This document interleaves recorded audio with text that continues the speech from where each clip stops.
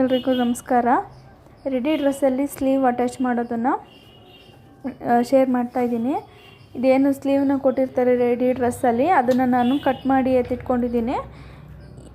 ಇವಾಗ ಅದನ್ನು ಕೆಳಭಾಗದಲ್ಲಿ ಏನು ಸ್ಲೀವ್ ಕೆಳಭಾಗ ಬರುತ್ತಲ್ಲ ಅದರಲ್ಲಿ ಒಂದು ಹಾಫ್ ಇಂಚ್ ಈ ಥರ ಎರಡು ಫೋಲ್ಡ್ ಮಾಡಿ ಸ್ಟಿಚ್ನ ಹಾಕ್ಕೋಬೇಕು.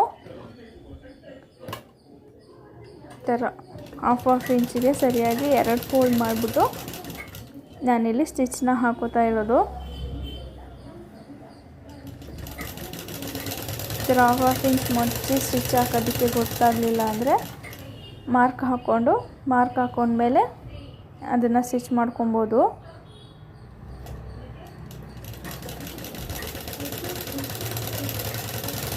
ಅವ್ರು ನನಗೆ ಇಲ್ಲಿ ರೆಡಿ 3 ಇಂಚ್ ಬರೋ ಥರ ಸ್ಟಿಚ್ ಮಾಡೋದಕ್ಕೆ ಅಂತ ಹೇಳಿದರು. ನಾನು ಅದೇ ಥರ ಕಟ್ ಮಾಡಿಕೊಂಡು ಇಲ್ಲಿ ಸ್ಟಿಚ್ ಮಾಡ್ತಾಯಿದ್ದೀನಿ. ರೆಡಿ 3 ಇಂಚ್ ಬರೋ ಥರ ನೋಡಿಕೊಂಡು ಕಟ್ ಮಾಡಿಕೊಂಡು ಎಕ್ಸ್ಟ್ರಾ ಸ್ಟಿಚಿಂಗ್ ಮಾರ್ಜಿನ್ಗೆ ಎಷ್ಟು ಬೇಕಾಗುತ್ತೆ ಅಷ್ಟು ಕಟ್ ಮಾಡಿಕೊಂಡು ನಾನಿಲ್ಲಿ ಸ್ಟಿಚ್ ಮಾಡ್ತಿರೋ ಅಂಥದ್ದು. ಎರಡು ಸ್ಲೀವ್ನ ಕೆಳಭಾಗದಲ್ಲಿ ಏನು ಹಾಫ್ ಇಂಚ್ ಫೋಲ್ಡ್ ಮಾಡಿ ಎರಡು ಫೋಲ್ಡಿಂಗಲ್ಲಿ ಈ ಥರ ಮಡಚಿ ಮೇಲ್ಗಡೆಯಿಂದ ಸ್ಟಿಚ್ ಹಾಕ್ತಾಯಿದ್ದೀನಿ.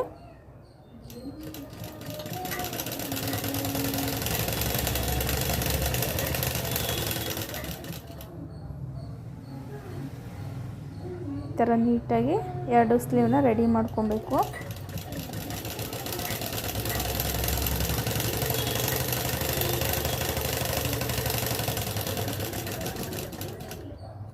ಒಂಚೂರು ಬಟ್ಟೆ ಹಿಡ್ದಂಗೆ ಆಗಿದೆ, ಅದನ್ನ ಆಮೇಲೆ ಸರಿ ಮಾಡಿಕೊಂಡೆ. ಈಗ ಎರಡು ಸ್ಲೀವ್ನ ಈ ಥರ ರೆಡಿ ಮಾಡ್ಕೊಂಡಾದ್ಮೇಲೆ ಎರಡು ಸ್ಲೀವ್ನ ಸಮವಾಗಿದೆಯಾ ಇಲ್ವಾ ಅಂತ ಇಟ್ಕೊಂಡು ನೋಡಿ. ಎರಡು ಸ್ಲೀವ್ ಸರಿಯಾಗಿ ಬಂದಿದ್ರೆ, ನಾನೇನು ಕಟ್ ಮಾಡುವಾಗ ಫ್ರಂಟ್ ಶೇಪ್ನ ತೆಗೆದಿರಲಿಲ್ಲ, ಇವಾಗ ಫ್ರಂಟ್ ಶೇಪ್ನ ಕಟ್ ಮಾಡ್ತಾಯಿದ್ದೀನಿ. ಜಾಸ್ತಿ ಏನು ಬೇಡ, 1/4 ಇಂಚ್ ಆಗುವಷ್ಟು ಫ್ರಂಟ್ ಶೇಪ್ನ ತೆಗಿತಾ ಇರುವಂಥದ್ದು. ರೆಡಿ ಸ್ಲೀವ್ ಆಗಿರೋದ್ರಿಂದ 1/4 ಇಂಚ್ ಆಗುವಷ್ಟು ರೆಡಿ ಸ್ಲೀವ್ ಶೇಪ್ನ ಏನು ಮುಂಭಾಗ ಇರುತ್ತೆ ಮುಂಭಾಗ ಶೇಪ್ನ ತೆಗಿತಾ ಇದ್ದೀನಿ. ಈ ಥರ 1/4 ಇಂಚ್ ಆಗುವಷ್ಟು ಮುಂಭಾಗದಲ್ಲಿ ಶೇಪ್ನ ತೆಗೆದಿರುವಂಥದ್ದು ಸ್ಲೀವ್ಗೆ. ಇವಾಗ ಇದನ್ನು ಡ್ರೆಸ್ಗೆ ಅಟ್ಯಾಚ್ ಮಾಡೋದು ನೋಡೋಣ. ಈ ಡ್ರೆಸ್ಗೆ ಅಟ್ಯಾಚ್ ಮಾಡೋಕ್ಕಿಂತ ಮುಂಚೆ ಇದೇನು ಸೈಡು ಸ್ಟಿಚ್ ಹಾಕಿರ್ತಾರಲ್ವ ಡ್ರೆಸ್ಸಲ್ಲಿ, ಅದನ್ನು ಒಂದು 2-2.5 ಇಂಚಷ್ಟು ನಾನಿಲ್ಲಿ ಸ್ಟಿಚಿಂಗ್ನ ಬಿಚ್ಕೋತಾ ಇದ್ದೀನಿ. ಏಕೆಂದರೆ ಸ್ಟಿಚ್ ಮಾಡೋಕ್ಕೆ ಈಸಿ ಆಗಲಿ ಅಂತ. ನಾವು ಅದು ಬಿಚ್ಚಿದೇನೂ ಸ್ಟಿಚ್ ಮಾಡ್ಬೋದು, ಆದರೆ ಕೆಲವೊಂದು ಸಲ ಸ್ಟಿಚ್ ಮಾಡೋದಕ್ಕೆ ಕಂಫರ್ಟ್ ಅನಿಸೋದಿಲ್ಲ. ಅದಕ್ಕೋಸ್ಕರ ನಾನು ಈ ಥರ ಸೈಡಲ್ಲಿ ಏನು ಸ್ಟಿಚ್ ಹಾಕಿರ್ತಾರಲ್ವ ಅದನ್ನು ಸ್ಟಿಚ್ನ ಬಿಚ್ತಾ ಇದ್ದೀನಿ. ಈ ಥರ ಈ ಬಟ್ಟೆ ತುಂಬ ಏನು ದಾರ ಬಿಟ್ಕೊಳ್ತಾ ಇದೆ. ಈ ಥರ ಇಟ್ಬಿಟ್ಟು ನಾನಿಲ್ಲಿ ಸ್ಲೀವಲ್ಲಿ ಈ ಥರ 1/4 ಇಂಚ್ಗಿಂತ ಜಾಸ್ತಿ ಹಾಫ್ ಇಂಚ್ಗಿಂತ ಕಡಿಮೆ ಬರೋ ಥರ ನೋಡಿಕೊಂಡು ಸ್ಟಿಚ್ನ ಹಾಕ್ಕೋಬೇಕಾಗುತ್ತೆ.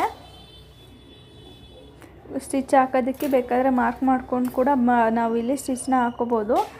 ಸ್ಲೀವ್ಗೆ ಸರಿಯಾಗಿ ಫೋಲ್ಡ್ ಮಾಡಿಕೊಂಡು ಸೆಂಟರ್ಗೆ ಇಟ್ಕೊಂಡು ಸೆಂಟರ್ಗೆ ಒಂದು ನಾಚ್ ಕೂಡ ಹಾಕೋತಾ ಇದ್ದೀನಿ.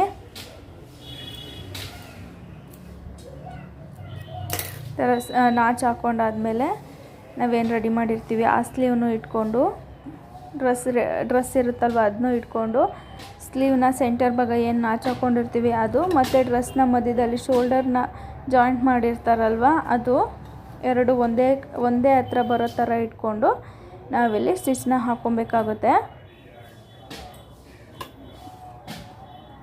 ಈ ಥರ ಅವರು ಪೈಪಿಂಗ್ ಅಟ್ಯಾಚ್ ಮಾಡಿರ್ತಾರಲ್ವ ಅದಕ್ಕೆ 1/4 ಇಂಚಲ್ಲಿ ಸ್ಟಿಚ್ನ ಹಾಕಿರ್ತಾರಲ್ವ ಅಲ್ಲಿಗೆ ನಾನೀಗ ಸ್ಟಿಚ್ನ ಹಾಕೋತಾ ಇರೋವಂಥದ್ದು.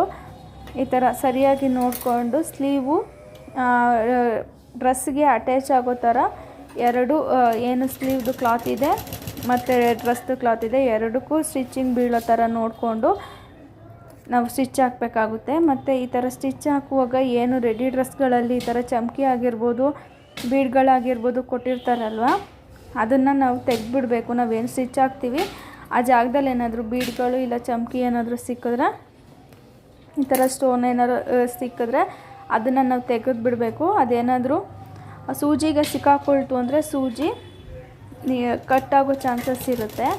ಹಾಗಾಗಿ ನಾವು ಅದನ್ನು ತೆಗೆದು ಬಿಡಬೇಕು. ಈಗ ಇದೇ ಥರ ಎರಡೂ ಬಟ್ಟೆ ಮೇಲೆ ಸ್ಟಿಚಿಂಗ್ ಬೀಳೋ ಥರ ನೋಡಿಕೊಂಡು ನೀಟಾಗಿ ನಾನಿಲ್ಲಿ ಸ್ಟಿಚಿಂಗ್ನ ಹಾಕ್ಕೊತಾ ಇರುವಂಥದ್ದು. ಪ್ರತಿ ಸಲನೂ ಎರಡೂ ಬಟ್ಟೆ ಸೇರ್ಕೊಂಡಿದೆಯಾ ಅಂತ ನೋಡಿಕೊಂಡು ಸ್ಟಿಚ್ನ ಹಾಕ್ಕೋಬೇಕಾಗುತ್ತೆ.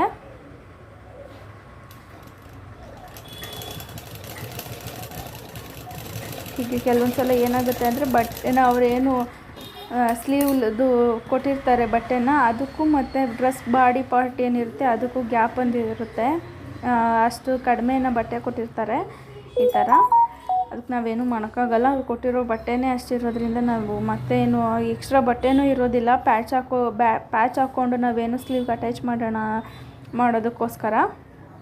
ಅದಕ್ಕೋಸ್ಕರ ಅದೆಷ್ಟಿದೆ ಅಷ್ಟಕ್ಕೆ ನೋಡಿ ಸ್ಟಿಚ್ ಹಾಕಬೇಕಾಗತ್ತೆ. ಈಗ ಒಂದು ಸೈಡು ನಾವು ಸ್ಟಿಚ್ ಹಾಕಿದ್ದೀವಲ್ಲ, ಅದೇ ಥರ ಇನ್ನೊಂದು ಸೈಡು ಸ್ಟಿಚ್ ಆಗೋದಕ್ಕೆ ಸರಿಯಾಗಿ ಸ್ಟ್ರೈಟಾಗಿ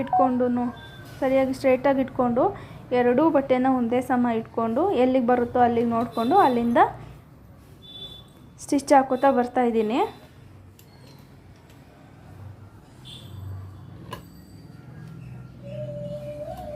ಈ ಥರ ಮತ್ತೆ ಎರಡೂ ಬಟ್ಟೆನೂ ಸೇರಿಸ್ಕೊಂಡು ಸರಿಯಾಗಿ ಸ್ಟಿಚ್ ಹಾಕುವಂಥದ್ದು.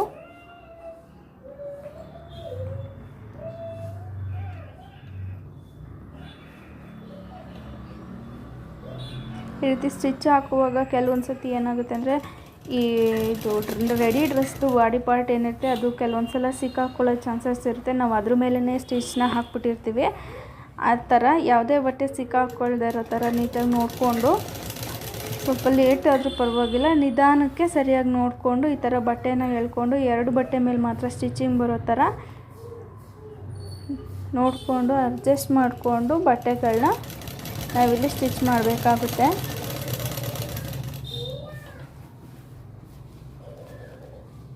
ಈ ಥರ ನೀಟಾಗಿ ಸ್ಟಿಚ್ ಹಾಕೋತಾ ಬರಬೇಕಾಗುತ್ತೆ. ಅದು ರೆಡಿ ಡ್ರೆಸ್ ತುಂಬ ಭಾರ ಇರುತ್ತಲ್ವ, ಹಾಗಾಗಿ ಸ್ವಲ್ಪ ಲೇಟ್ ಅನಿಸುತ್ತೆ ಸ್ಟಿಚ್ ಹಾಕೋದಕ್ಕೆ. ನಾವೇನು ಬಟ್ಟೆಗೆ ಸ್ಟಿಚ್ ಹಾಕ್ತಾ ಇರ್ತೀವಿ ಅದರಲ್ಲಿ ಬಟ್ಟೆ ಏನಿದೆ ಸ್ವಲ್ಪ ಭಾರ ಅನಿಸೋದ್ರಿಂದ ಎಳ್ದಂಗೆ ಆಗ್ತಾ ಇರುತ್ತೆ ಬಟ್ಟೆ.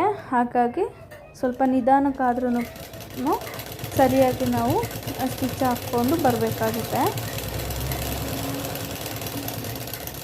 ಈ ಥರ ಸ್ಟಿಚ್ ಹಾಕಿದ್ದಾದಮೇಲೆ ಏನು ಪೈಪಿಂಗ್ ಪಕ್ಕದಲ್ಲಿ ಮತ್ತೊಂದು ಸ್ಟಿಚ್ನ ಹಾಕಿರ್ತಾರಲ್ವ, ಅಲ್ಲಿಗೂ ಸಹ ನಾವು ಈಗ ಸ್ಟಿಚ್ನ ಹಾಕ್ಕೊಬೇಕಾಗುತ್ತೆ. ಇದು ಬಟ್ಟೆ ಒಂದು ಸ್ಟಿಚ್ ಹಾಕಿ ಹಂಗೆ ಬಿಟ್ಬಿಟ್ರೆ ಏನಾಗುತ್ತೆ ಅಂದರೆ ಬಟ್ಟೆ ಹಿಂಚ್ಕೊಂಡು ಅದೇನು ಸ್ಲೀವ್ ಬಟ್ಟೆ ದಾರ ಎಲ್ಲ ಹಿಂಚ್ಕೊಂಡು ಹಂಗೆ ಬಟ್ಟೆ ಬಿಚ್ಕೊಳ್ಳೋ ಚಾನ್ಸಸ್ ಇರೋದ್ರಿಂದ ಈ ಎರಡು ಸ್ಟಿಚ್ನ ಹಾಕ್ಕೊಂಡ್ರೆ ಏನಾಗುತ್ತೆ, ಗ್ರಿಪ್ಪಾಗಿ ಕುತ್ಕೊಳ್ಳೋದ್ರಿಂದ ಬಟ್ಟೆ ಅದು ಎಳ್ದಂಗೂ ಅನಿಸೋದಿಲ್ಲ. ಮತ್ತು ಅದು ಒಂದು ಹಿಂದೆ ನಾವೇನು ಸ್ಟಿಚ್ ಹಾಕಿರ್ತೀವಿ ಅದು ಬಿಚ್ಕೊಂಡ್ರೂ ಇದು ಮುಂದೆ ನಾವು ಪೈಪಿಂಗ್ ಪಕ್ಕದಲ್ಲಿ ಏನು ಸ್ಟಿಚ್ ಹಾಕಿರ್ತೀವಿ ಅದು ಉಳ್ಕೊಳ್ಳುತ್ತೆ. ಎರಡು ಸ್ಟಿಚ್ ಹಾಕೋದ್ರಿಂದ ಸಾಮಾನ್ಯವಾಗಿ ಅದೇನು ಬಟ್ಟೆ ಬಿಚ್ಕೊಳ್ಳೋ ಚಾನ್ಸಸ್ ಕಡಿಮೆ ಇರುತ್ತೆ. ಹಾಗಾಗಿ ಈಗ ಅದ್ರ ಪಕ್ಕದಲ್ಲೇ ಮತ್ತೊಂದು ಸ್ಟಿಚ್ನ ಹಾಕೋತಾ ಬರಬೇಕಾಗತ್ತೆ.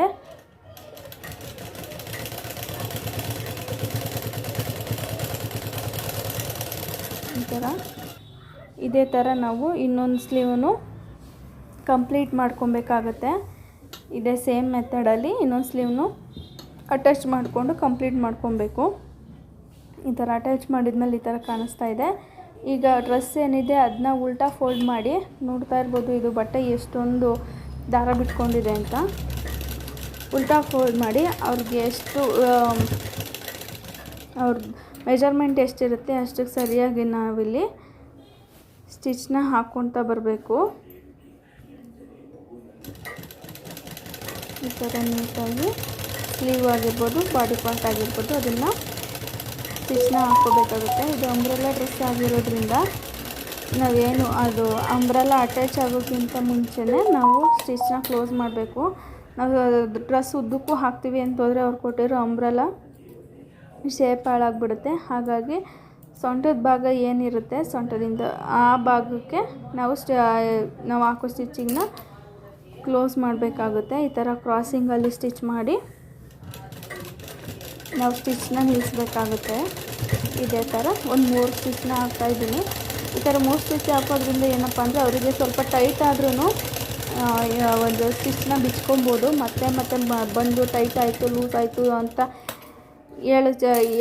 ಹೇಳಿ ಮತ್ತೆ ಸ್ಟಿಚ್ ಮಾಡ್ಕೊಳ್ಳೋ ಅವಶ್ಯಕತೆ ಇರಲ್ಲ. ಟೈಟ್ ಆದರೆ ಈ ಥರ 3 ಸ್ಟಿಚ್ ಹಾಕೋದ್ರಿಂದ ಒಂದು ಸ್ಟಿಚ್ನ ಬಿಚ್ಕೊಂಡ್ರೆ ಇನ್ನು ಬಾಕಿ 2 ಸ್ಟಿಚ್ ಉಳ್ಕೊಂಡಿರುತ್ತೆ. ನಾವೇನು ಒಂದೇ ಸ್ಟಿಚ್ ಹಾಕ್ಬಿಟ್ರೆ ಅವ್ರಿಗೆ ಟೈಟ್ ಆದಾಗ ಬಿಚ್ಕೊಳ್ಳೋಕ್ಕೆ ಮತ್ತೆ ಪದೇ ಬಂದು ಈ ಥರ ಟೈಟ್ ಆಗಿದೆ ಮತ್ತು ಇನ್ನೊಂದು ಸ್ಟಿಚ್ ಹಾಕ್ಕೊಡಿ ಅಂತ ಕೇಳ್ತಾರಲ್ವ, ಅದ್ರ ಬದಲಿಗೆ ಒಂದೇ ಸಲಕ್ಕೆ ನಾವು 3 ಸ್ಟಿಚ್ನ ಹಾಕಿ ಡ್ರೆಸ್ಗೆ ಕೊಡೋದ್ರಿಂದ ಟೈಟ್ ಆದ್ರೂ ಅದೇನು ಸ್ಟಿಚ್ ನಾವು ಹಾಕಿರ್ತೀವಲ್ಲ ಒಂದು ಸ್ಟಿಚ್ಚು ಅದನ್ನ ಬಿಚ್ಕೊಂಡು ಇನ್ನು ಪಕ್ಕದಲ್ಲಿ 2 ಸ್ಟಿಚ್ ಸಹ ಎಕ್ಸ್ಟ್ರಾ ಇರುತ್ತಲ್ಲ, ಅದರಿಂದ ಮತ್ತೆ ನಾವು ಅದನ್ನ ಫಿನಿಶಿಂಗ್ ಮಾಡಿಕೊಡೋ ಅವಶ್ಯಕತೆ ಇರೋದಿಲ್ಲ. ಈಗ ಒಂದು ಸೈಡ್ ಸ್ಟಿಚ್ ಆದಮೇಲೆ ಇನ್ನೊಂದು ಕಡೆದೂ ಸರಿಯಾಗಿ ಏನು ಸ್ಟಿಚ್ ಹಾಕಿರ್ತೀವಿ ಅದರ ಅಳತೆಗೆ ನೋಡಿಕೊಂಡು ಮಾರ್ಕ್ನ ಹಾಕ್ಕೊಂಡು ನಾವಿಲ್ಲಿ ಸ್ಟಿಚ್ ಮಾಡ್ಕೊಬೇಕಾಗುತ್ತೆ. ಹುಷಾರಾಗಿ ನೋಡಿಕೊಂಡು ಸ್ಟಿಚ್ ಮಾಡ್ಕೊಬೇಕು. ಈ ರೆಡಿ ಡ್ರೆಸ್ಗಳಲ್ಲೆಲ್ಲ ಬೀಡ್ ಕೊಟ್ಟಿರ್ತಾರಲ್ವ, ಆ ಬೀಡ್ ಮೇಲೇ ಏನಾದರೂ ಸ್ಟಿಚ್ ಹಾಕ್ಬಿಟ್ರೆ ನೀಡಲ್ ಅನ್ನೋದೇನು ಮುರಿದೋಗ್ಬಿಡುತ್ತೆ. ಹಾಗಾಗಿ ಡ್ರೆಸ್ಸಲ್ಲಿ ನಾವು ಸ್ಟಿಚ್ ಹಾಕೋ ಕಡೆ ಬೀಡ್ ಇದೆಯೋ ಇಲ್ವೋ ಅಂತ ನೋಡಿಕೊಂಡು ಸ್ಟಿಚ್ ಹಾಕೋದು ಬಹಳ ಇಂಪಾರ್ಟೆಂಟ್ ಆಗುತ್ತೆ. ಈಗ ಸರಿಯಾಗಿ ಆ ಕಡೆ ಸ್ಟಿಚ್ಚಿಗೂ ಈ ಕಡೆಗೂ ಇಟ್ಕೊಂಡು ಎಲ್ಲಿಗೆ ಬಾಡಿ ಅವ್ರದ್ದು ಮೆಷರ್ಮೆಂಟ್ ಇದೆ ಅಲ್ಲಿಗೆ ಸರಿಯಾಗಿ ಅಳತೆ ಮಾಡಿಕೊಂಡು ನಾವಿಲ್ಲಿ ಸ್ಟಿಚ್ನ ಹಾಕ್ಕೊಂಡು ಡ್ರೆಸ್ನ ಕಂಪ್ಲೀಟ್ ಮಾಡಬೇಕಾಗುತ್ತೆ. ಈ ಥರ ಈಗೇನು ಮಧ್ಯದಲ್ಲಿ ಅಂಬ್ರೆಲ್ಲ ಅಟ್ಯಾಚ್ ಮಾಡಿರ್ತಾರಲ್ವ ಅಲ್ಲಿ ಈ ಥರ ಕ್ರಾಸ್ ಆಗಿ ಸ್ಟಿಚ್ನ ಹಾಕೋಬೇಕು. ಹೀಗೆ ರೆಡಿ ಆದಮೇಲೆ ಈ ಥರ ಕಾಣಿಸುತ್ತೆ ಸ್ಲೀವು. ಅವರೇನು ನನಗೆ ರೆಡಿ 3 ಇಂಚ್ ಬೇಕು ಅಂತ ಕೇಳಿದರು, ಅದೇ ಥರ ರೆಡಿ 3 ಇಂಚಿಗೆ ಸ್ಲೀವ್ನ ಕೊಟ್ಟಿರೋವಂಥದ್ದು. ಈ ವಿಡಿಯೋ ಇಷ್ಟ ಆದರೆ ದಯವಿಟ್ಟು ವಿಡಿಯೋಗೆ ಲೈಕ್ ಮಾಡಿ, ಚಾನಲ್ನ ಸಬ್ಸ್ಕ್ರೈಬ್ ಮಾಡೋದನ್ನ ಮರಿಬೇಡಿ. ಧನ್ಯವಾದಗಳು.